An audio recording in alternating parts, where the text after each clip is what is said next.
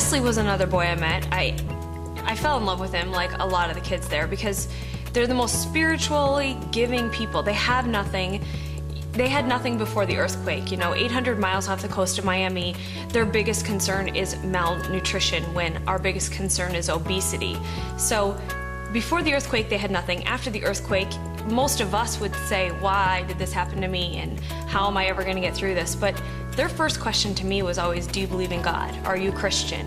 And that was a big point for them. They wanted people to be as spiritual as they are, which I was really impressed with, considering they walk around with a smile on their face every day, regardless of what little they have.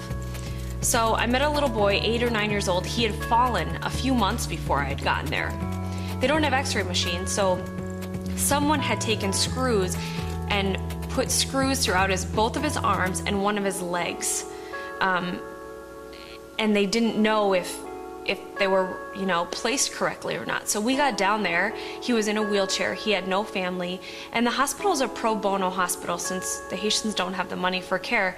That being said, we don't provide food. We provide our services and MRIs and x-rays and things like that, but food is really based on what the family can give their family member. And he didn't have family. I don't know if he lost his family in the earthquake, got separated from them, his parents died, I'm not sure, but he couldn't really move around. He couldn't go to the bathroom by himself. He couldn't feed himself even if he did have food.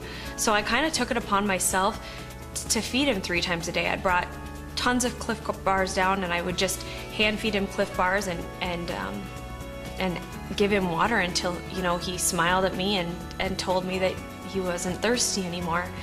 We didn't know what would happen to him after we left. We tried to set it up to get the screws replaced, and I guess we were just hopeful after we left that the next Mayo team 2 weeks later would be able to take care of him. So I came back down 2.5 weeks later when I didn't know I would be coming back down when I left, and to set up this computerized inventory program with my husband Tyler. And one of the tents we opened up, which are their hospitals are essentially tents, he opened it for me. And I looked at him in disbelief. I couldn't believe it was him. And he looked at me and he pointed to me and smiled, and he remembered me and I had remembered him, but he was walking and smiling and, on his own. And so I had a translator with me and I asked him, do you remember me and how are you? And the translator told me, yes, he remembers who you are. He's fine. He's still an orphan, so he walks around the hospital to get food and hope that people have food. And so I was just so shocked, and he made this, He-Man strength pose. And so we did a pose together just to show that he had recovered. So I gave him whatever food I had in my backpack, just because that's what he was around the hospital for. He didn't have family. He didn't have anywhere to go, but yet the smile on his face, you would have never known that.